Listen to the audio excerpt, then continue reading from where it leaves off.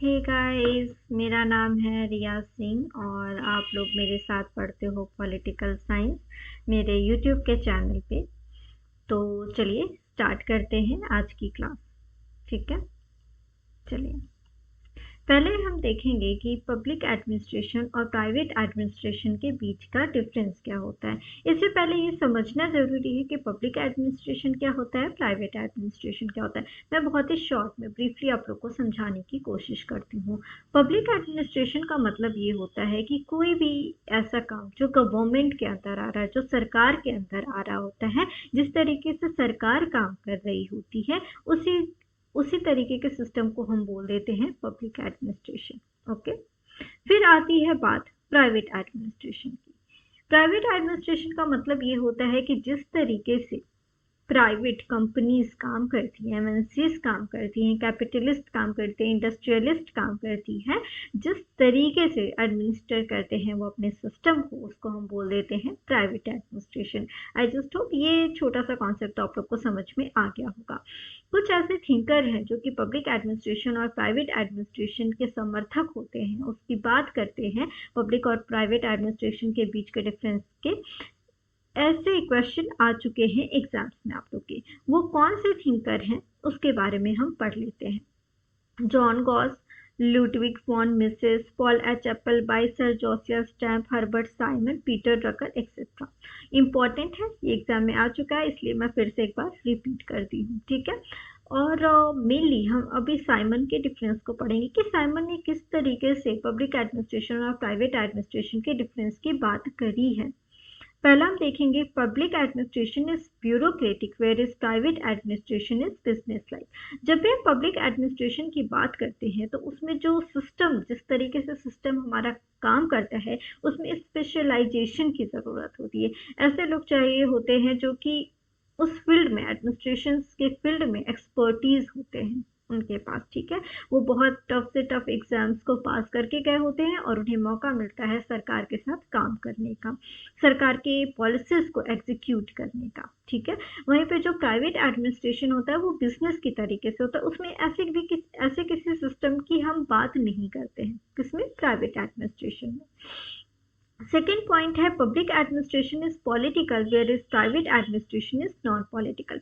इसका मतलब ये है कि जो पब्लिक एडमिनिस्ट्रेशन है वो राजनीति के तौर पर काम करता है, वो ऐसे काम करता है जहाँ पे राजनीतिज्ञ होते हैं, वोटिंग्स के बिहाफ पे काम करेगा। यहाँ पे राइट टू स्पीच होती है, लोग अकाउंटेबिलिटी को डिमांड कर सकते हैं, मान सकते हैं। इसमें लीडर्स अपनी योग्यता, अपनी भूमिका को निभाते हैं। ठीक है, वहीं पे जो प्राइवेट एडमिनिस्ट्रेशन होता है वो नॉन पॉलिटिकल होता है। प्राइवेट एडमिनिस्ट्रेशन किसी भी तरीके से अकाउंटेबल नहीं होता है और प्राइवेट एडमिनिस्ट्रेशन को लेकर पब्लिक एडमिनिस्ट्रेशन अकाउंटेबल नहीं होता है। आई जस्ट होप ये दोनों डिफरेंस आपको समझ में आया होगा। थर्ड पॉइंट पे चलते हैं।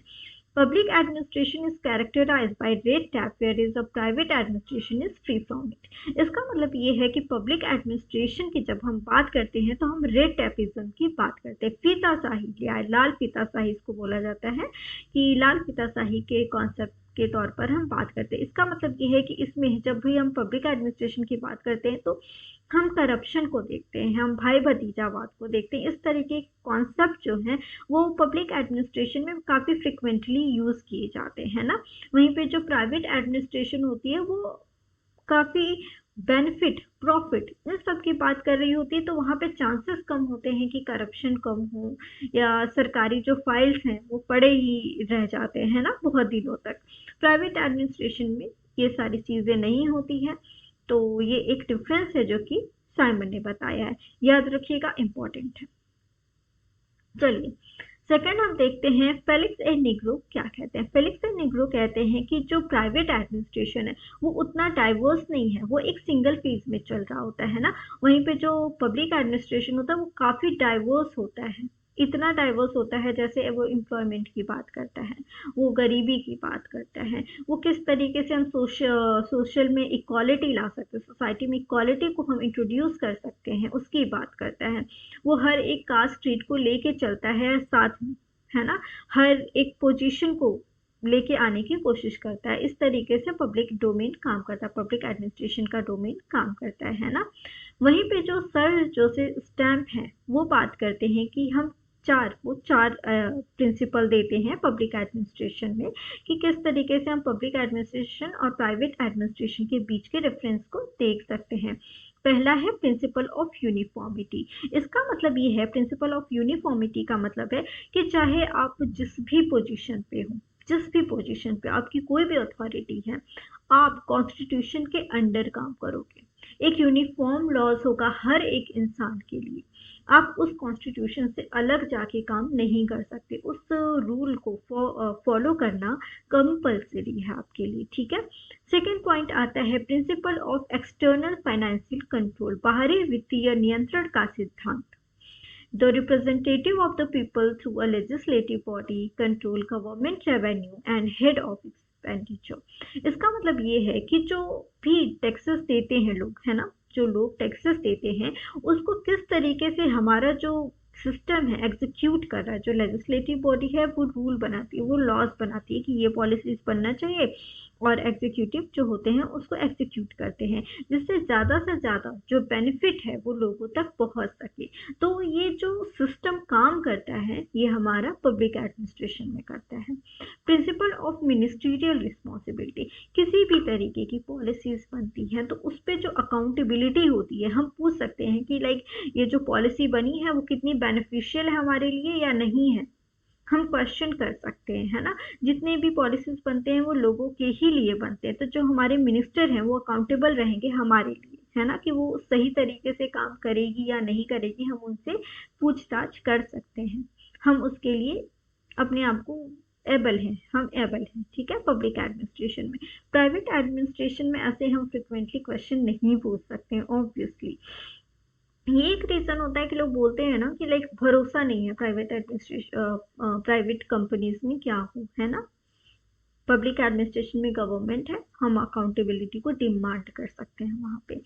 फिर आता है जो फोर्थ पॉइंट है वो है principle of marginal return. The main objective of a business venture is profit, however small it may be। However, most of the objective of public administration can neither be measured in money terms nor checked accountancy method।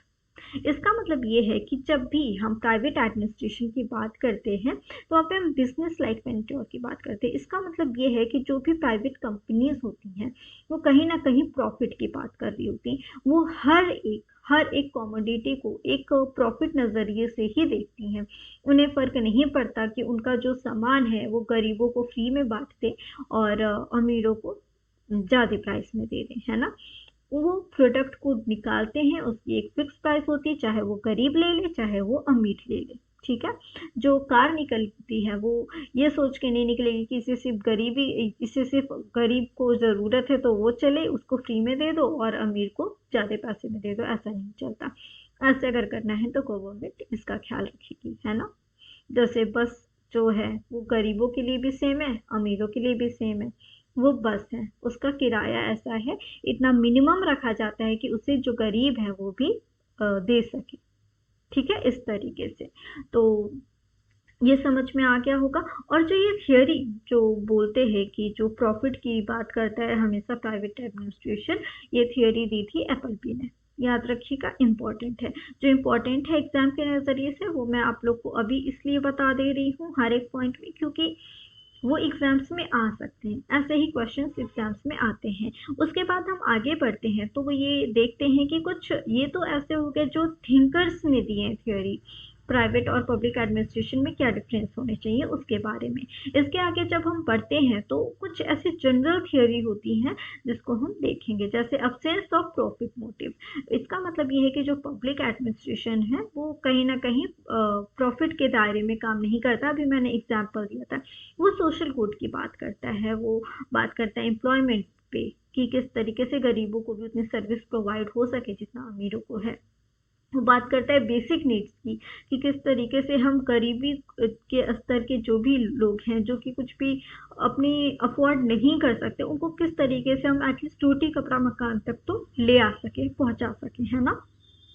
Next हम देखते हैं जो public administration होता है वो prestigious एक position होता है। इसका मतलब ये है कि जब भी कोई बच्चा, जैसे हमारे भाई हो गए, हमारे दोस्त बंधु हो गए, या गांव में भी अगर किसी का आईएएस आईपीएस आईएफएस निकल जाता है, तो हर एक इंसान को पता होता है, उस गांव के सभी लोगों को पता होता है, हर एक इंसान इंजॉय कर रहा होता है, क्योंकि सबको पता होता है कि ये एक नाम बना के गया, ये एक प्रेस्टिजियस पोजीशन है। बेसिकली ये जो कॉन्सेप्ट है वो बहुत ज़्यादा डेवलपिंग कंट्रीज में फेवर्ड है, काफ़ी ज़्यादा फेमस है, हम बोल सकते हैं, है ना। फिर आता है पब्लिक केस। पब्लिक केस का मतलब ये है कि हम ये देखते हैं कि कौन सी पॉलिसीज आई है पब्लिक एडमिनिस्ट्रेशन में, कि किस नज़रिए से हम पब्लिक एडमिनिस्ट्रेशन को देख सकते हैं, उसका एक्सपोजर क्या है, किस तरीके से वो पॉलिसीज काम कर सकेगी, किस तरीके से गवर्नमेंट उसको एग्जीक्यूट करे कि उसका लाभ हर एक तबके के लोगों को मिल सके। ऐसा हम प्राइवेट एडमिनिस्ट्रेशन में नहीं देखते हैं। लीगल फ्रेमवर्क होता है पब्लिक एडमिनिस्ट्रेशन का। इसका मतलब ये है कि जितने भी काम होते हैं, जितने भी काम पब्लिक एडमिनिस्ट्रेशन के थ्रू हो रहे हैं, वो लीगलाइज तरीके से होते हैं, वो उस रूल को फॉलो करते हुए ही चलने चाहिए, उससे अलग नहीं हो सकता है। वो कॉन्स्टिट्यूशन को कहीं भी किसी भी एक पॉइंट पे अगर वो नकार रहे हैं, तो उस वहाँ पे उस इंसान को भी निकाल दिया जा सकता है जो कॉन्स्टिट्यूशन के अपोजिट जाके कोई भी काम कर रहा है, एक्ट ला रहा है, अला रहा है। ठीक है, चलिए लार्ज स्केल एडमिनिस्ट्रेशन में हम देखते हैं पब्लिक एडमिनिस्ट्रेशन को। इसका मतलब क्या है? Public administration is the large scale administration. It is said that almost anything under the sun is directly or indirectly under the domain of public administration। इसका मतलब ये है कि जब भी हम पब्लिक एडमिनिस्ट्रेशन की बात करते हैं, जब मैंने आप लोग को बताया कि जो पब्लिक एडमिनिस्ट्रेशन है वो काफ़ी डाइवर्स तरीके से काम करता है ना, जो सारे कंट्रोल है वो तो गवर्नमेंट के ही हाथ में होते हैं। तो जो प्राइवेट एडमिनिस्ट्रेशन भी है, जहाँ पे हम कंज्यूमर की बात करते हैं, किस तरीके से प्रोडक्शन जाना चाहिए, नहीं जाना चाहिए, किस तरीके से एक प्राइवेट कंपनी काम करनी चाहिए, इसके बारे में भी जो लॉज बन के जाते हैं वो गवर्नमेंट के थ्रू जाते हैं, वो पब्लिक एडमिनिस्ट्रेशन के थ्रू होके गुजरते हैं। ठीक है, तो इसका मतलब ये है कि हर एक फिनोमिना, जितने भी फिनोमिना हैं, वो सारे डायरेक्टली या तो इनडायरेक्टली कहीं ना कहीं पब्लिक एडमिनिस्ट्रेशन से जुड़े हुए होते हैं। पब्लिक एडमिनिस्ट्रेशन से दूर जाके इनका किसी भी तरीके का कोई इमेज नहीं होता है ना, कोई भी एक अलग तरीके का इनका इमेज नहीं बन सकता। आप देखते होंगे कितनी प्राइवेट कंपनीज अपनी फंड्स को अपने हर एक जितने भी वो बनाते हैं ना, जितने अपने साइज की ये कॉमोडिटी हमें इस तरीके से लॉन्च करना है, तो जितने भी उनके रेगुलेशन होते हैं वो पहले पास कराए जाते हैं गवर्नमेंट से। क्यों पास कराए जाते हैं? ताकि गवर्नमेंट ये चेक कर सके कि इससे लोगों को बेनिफिट हो रहा है, कहीं नुकसान तो नहीं हो जा रहा है इससे।